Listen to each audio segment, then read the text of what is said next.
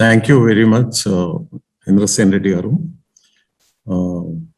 In fact, it is my privilege. I heard your speech today, and I have already rated it as one of the finest.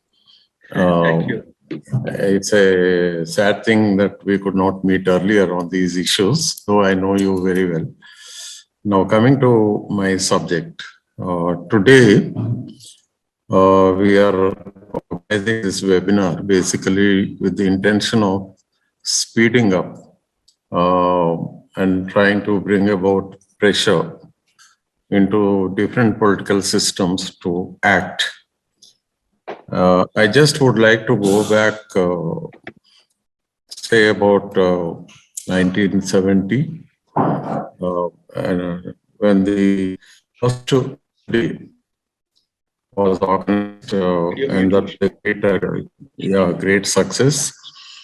After that, the UN took up that issue, and a global conference was organized in the year 1972, Stockholm. Stockholm Conference. And then environment as a subject came to be occupied on the agendas of the world. That's how almost all the universities in US connected instantaneously. And also a large number of universities in Europe, they connected. And from 1972 to 1983, tremendous literature was generated on this subject of environment. By the time, in 1983, the United Nations itself was pleasantly surprised. Pleasantly surprised, I use the word deliberately, because on the one hand, it was extremely happy that so much of interest was generated in the subject on which the UN had taken the initiative and organized the Stockholm Conference. The difficulty for the UN was that it could not make anything out of the emerging literature. So in order to, they appointed a commission. That commission is known as the World Commission on Environment and Development. And the basic purpose was to go through the emerging literature and try to make some sense, try to understand on which critical issues literature was emerging, or what was the emerging global scenario like. At that particular time, that commission was known as the World Commission on Environment and Development. And it was headed by the Norwegian Prime Minister then, Mrs. Gro Harlem Brundtland.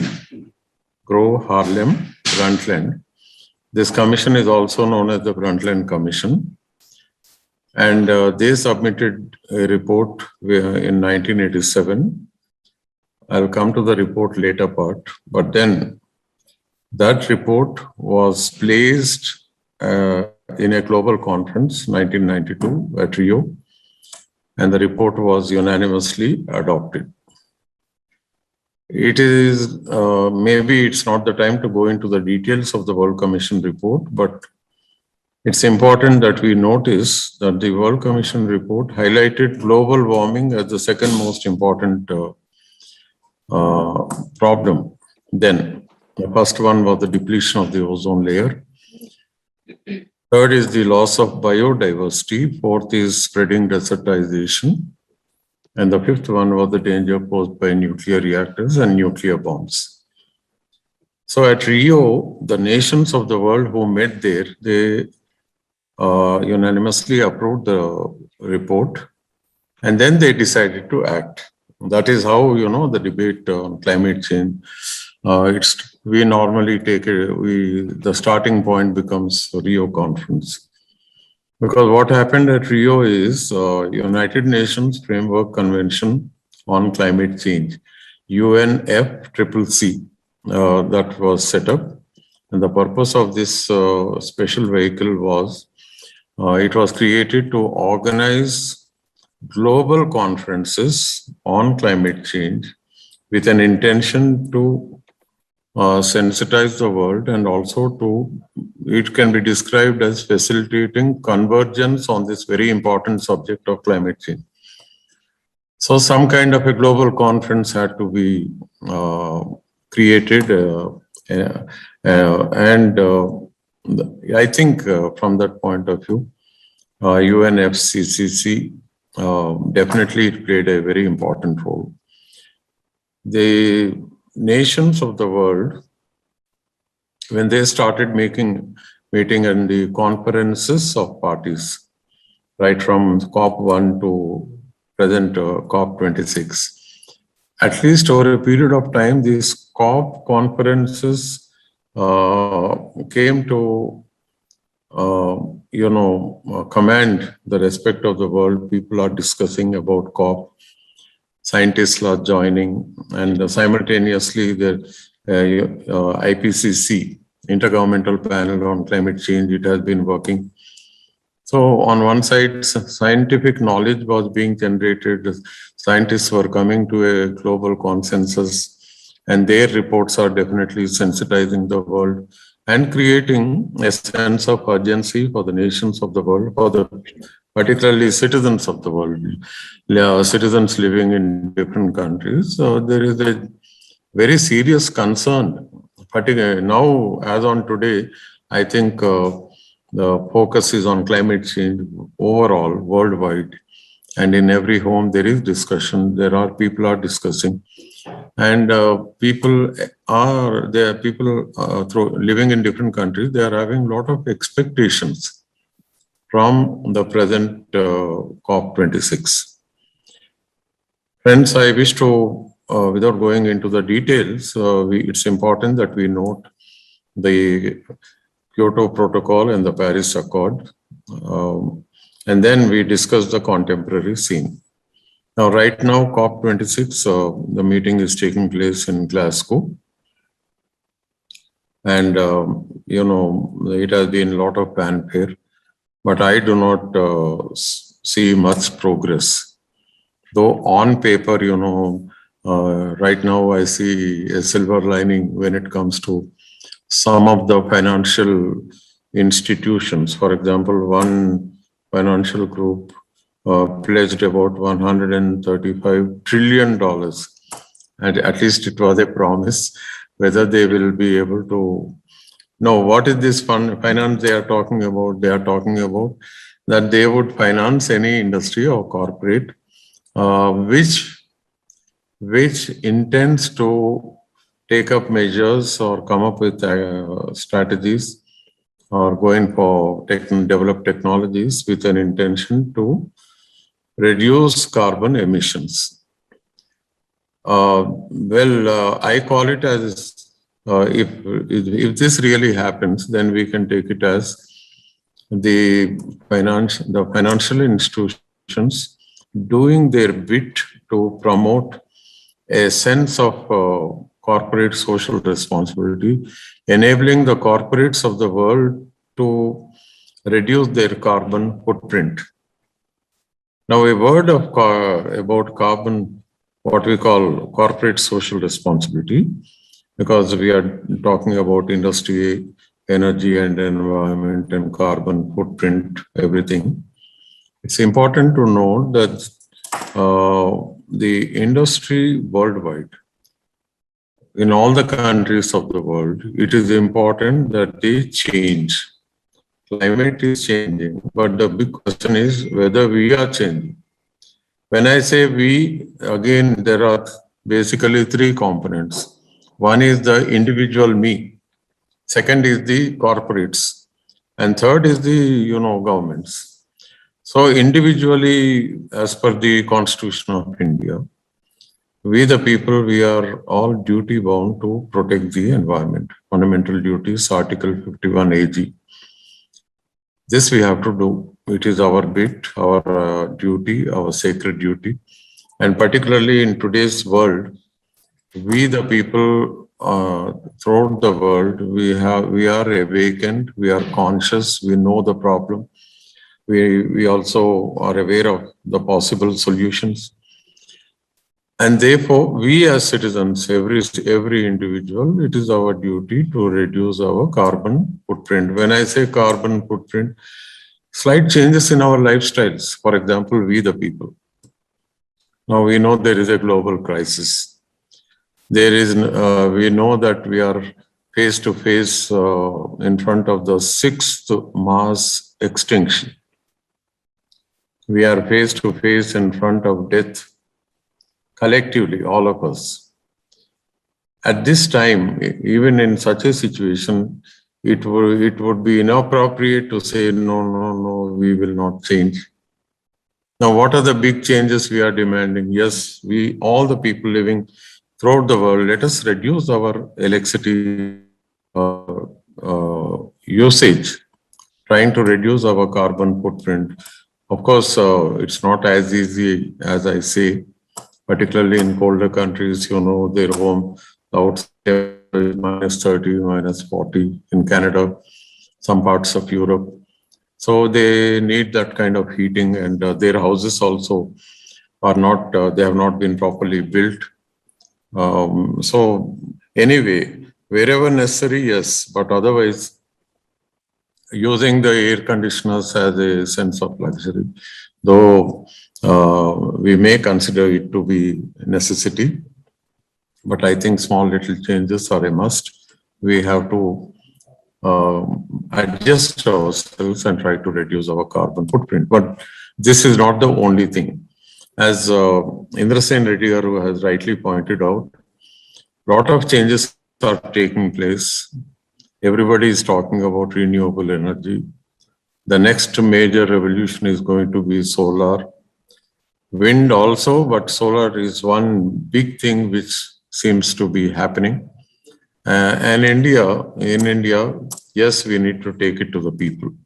So as far as that part is concerned, we as environmentalists and people connected with this subject and also connected with the citizens, with the people in this country, definitely we will play our role and we'll take the subject to the people, and it should become a mass movement. When I say mass movement, every rooftop in this country must necessarily go in for solar panels, and we need to produce the kind of energy that we intend to consume. But this energy should be renewable source, that is without any carbon footprint. But then this is not the only thing. We are talking about COP26, where the governments are there. Now, what are the governments doing there? Frankly speaking, I don't see big commitment on their part. See, here I wish to make it very simple. If we are collectively hoping for major changes in the political systems, I wish to remind our friends that individual countries, they have to go in for a major paradigm shift. They have no choice. Half-hearted measures are not going to help. Unfortunately, in most of the countries, political parties are controlled by the corporates. And that is the bane of the contemporary democracy. So people have to be vigilant. They have to, eternal vigilance is the price they need to pay in a democracy, and therefore they need to pay that price. They can't say, chalta hai attitude will not help. Democracy does not mean that, people go to the polling booth and exercise their ballot. That is only one part of it. But almost every day, we, the people need to be vigilant. They need to monitor. They need to be watchful and watch every action of the governments, political parties, their representatives. We call them public representatives, but in the assembly and in the parliament, they speak for the corporates. They are not corporate representatives. They are supposed to be our representatives. So this, unless we, the people, are vigilant, this correction will not take place. It's a very serious issue. And as far as I see, the government of India attitude, when it comes to, for example, when we go through their policy vis-a-vis the COP26, when I heard the Prime Minister, I know we can easily mention that he has not applied his mind. If he was very serious, he should have called a special session of Parliament to discuss what should be the national policy to be mirrored, uh, to be spoken of at COP26. We call this as nationally determined contributions. Individual country, whatever they promise, they need to do it. Now, nationally determined, when the word nationally determined commitments, where is the determination? Where is that big debate in this country? There was not even a debate in Parliament. So who decided that? NDCs. So this is a real good debate. We need to be very frank, at least from now to COP27, that is one more year. Let there be tremendous discussion in every assembly, in every state, in every assembly, and parliament sessions, in the winter session, in the what we call budget session or rainy season, whenever the parliament meets, they have to discuss. Let India develop its own policy. No single political party in this country has given any priority to environmental issues. Show me one political party where there has been debate within the party. Which political party has included climate change or renewable energy in their manifesto? And again, I am also very sorry for which university has contributed to this debate. We have so many universities, but there is hardly any debate in the university. It is not just this COVID time, but earlier also. COP discussions right from COP1 to Paris. At least 2015, there was no COVID. 16, 17, 18. Only it started in 19. But then what are the Indian universities doing? There are so many IITs in this country. What are the big technologies they have developed in order to reduce the individual carbon footprint? How are we going to do? There is no connection between the higher centers of excellence or universities and colleges. For example, the National Capital Region has the Delhi IIT, Delhi University, and JNU. Now, come on, show me what was the big debate that has taken place there. Neither the parliament discussed, nor the Delhi Assembly, nor the IIT, nor nothing. And what is the big contribution of Niti Aayog? They could have facilitated a dialogue throughout the country. They also have not done any job. And everything, unfortunate. It's very, very tragic of this country, which is supposed to be the world's largest democracy, that major policies are decided in a very hush-hush manner. What is so secret about this? Why can't the people discuss? And which TV channel has been facilitating dialogue in this country? I mean, we are not doing what we were expected to do. Friends, while appreciating Indra Sen Reddy Garu for taking the lead, for organizing this wonderful session, on this occasion, I just have expressed my agony as a political scientist, as a lover of democracy, that we the people are unnecessarily being marginalized, at least on issues where it not only concerns our development, but it is also connected to the generations to be born in this country. And this applies to every other country. We are talking about an issue which is at the global level. The poorest of the poor throughout the world, they are hoping that some good results will come. The small island countries are waiting in vain.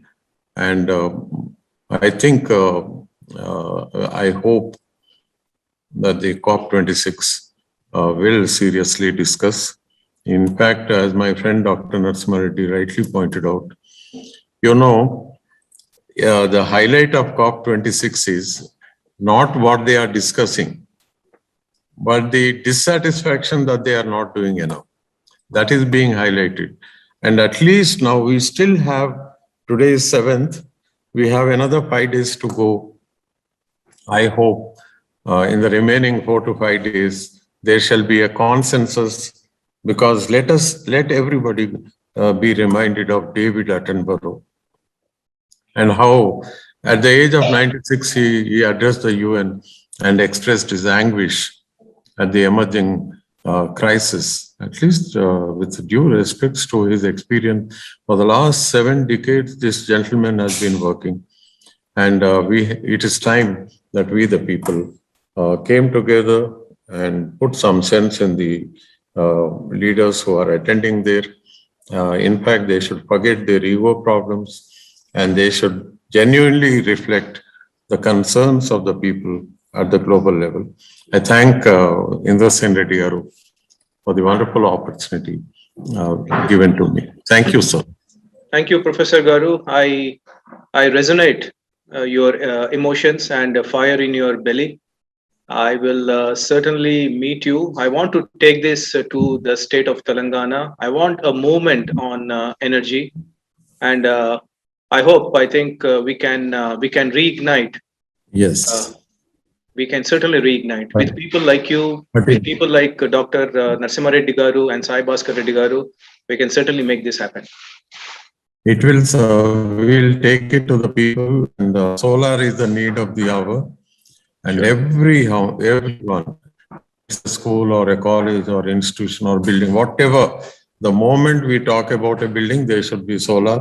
And even in the farms, because when I attended some of our conferences, particularly it is mentioned, the speaker from Australia, that there is not a single roof in Australia which does not have solar.